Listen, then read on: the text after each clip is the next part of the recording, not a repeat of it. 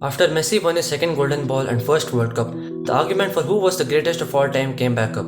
Everyone is going to have their own opinion, and no matter what, that opinion cannot be changed by a debate or an argument. Sometimes, the arguments made by some people and experts are so biased that their goal is to tear down the other player in order to support their case. In this video, I'll be covering all the important factors that have to be considered before arriving at a conclusion and why having the GOAT debate or other football debates is a good way to waste your time.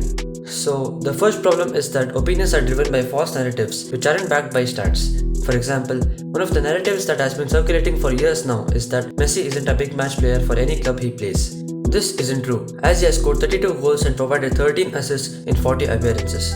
For perspective, Ronaldo has scored 20 goals and provided 2 assists in 32 appearances. Messi also has a better goals per game ratio and assists per game ratio compared to Ronaldo in the finals.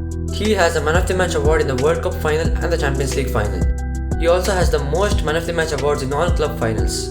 Another narrative is that Ronaldo is a one-dimensional player and only scores goals. A player with 20 goals and 10 assists is said to have a great season. A player with 30 goals and 10 assists will have earned the status of having an elite season, like Mbappe this year. But Ronaldo is an all-time great who is held to a higher standard by the general public. Usually, a player with 50 goals and 15 assists is said to have one of the greatest individual seasons of all time. For perspective, Mbappe and Haaland, although very early into their careers, have never put up this stat line. Thierry Henry, known for his versatility as an attacker, has never had such a season, although he has had a historic season with 32 goals and 28 assists.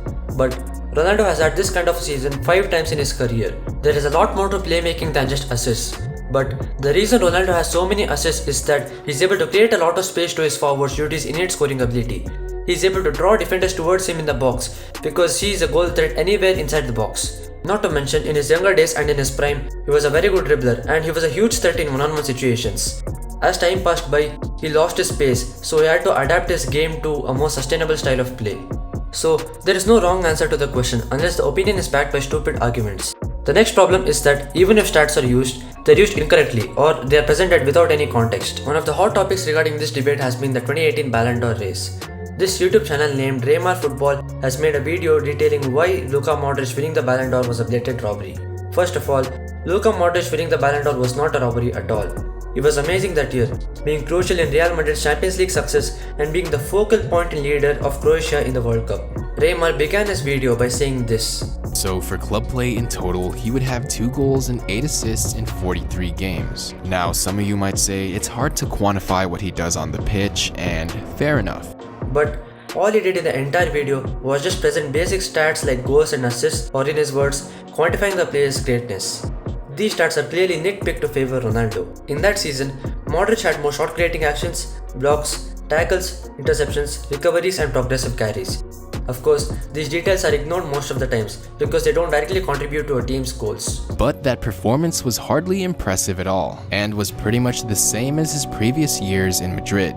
Luka's game might look very simple and unimpressive, but that just means he's very efficient and not flashy, kind of similar to the style of football Frenkie de Jong is playing in Barcelona right now.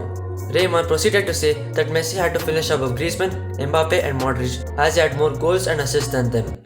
For club performances, overall, Messi would have 45 goals and 18 assists in 54 games with a goal-scoring ratio of .83. Antoine Griezmann would have 29 goals and 15 assists in 49 matches with a goal-scoring ratio of .59. Mbappe would have 21 goals and 15 assists in 46 appearances with a goal-scoring ratio of .46. Just blasphemy! Absolute blasphemy! The only reasonable change here is Messi over Mbappe. Griezmann's game can't just be quantified by goals and assists. He was a quintessential number 10 with his passing and dribbling, spacing on the field for Atletico Madrid forwards. This was very crucial as he was in a team that loved to counter and he was the counter initiator in almost every play. He was also defensively much better than Messi as he had more tackles, interceptions, blocks and clearances. Griezmann and Modric were also much better than Messi in the World Cup, which he constantly dismisses in this video as just a 7-game tournament. Yeah, Griezmann and Mbappe performed much better than Messi in the World Cup, but again, that's just a 7-game stretch. These players weren't just brilliant for only 7 games in the entire season, and the World Cup is a tournament where the best go up against the best, so obviously greater importance is attached to the performances in this tournament than the club. But the worst is yet to come. He comes up with a bad take and backs it up with an even worse argument. 4 goals and 8 assists in 50 matches? Come on, even Ronaldo had 8 assists. First off, there is a lot more to playmaking than just assists, like space creation, off-ball movement and play initiating. Secondly, Modric is a defensive midfielder. So, if Ronaldo has the same number of assists as Modric, doesn't that mean Modric was statistically a better playmaker? The irony of this statement is, it was supposed to make Modric look bad, but it made Ronaldo look worse than he actually was instead. To top it all off, he says this.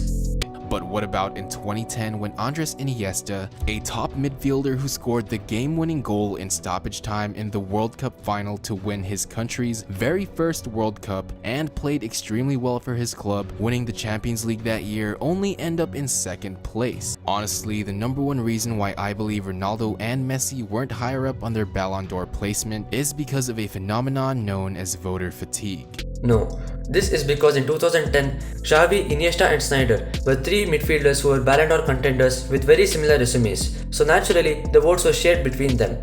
But Modric had a unique resume and even won the World Cup Golden Ball, which Xavi and Iniesta failed to do. This was also because the voting system in 2010 was different compared to that of 2018. Greatness is a concept with a lot of power and influence. It is also a concept open to interpretation with varying definitions. So, having this debate with people who are inclined to their opinions is stupid. With that being said, I want to know what you think about this topic. Also, if you enjoyed this video, please do like and subscribe as it helps the channel to grow. Until next time.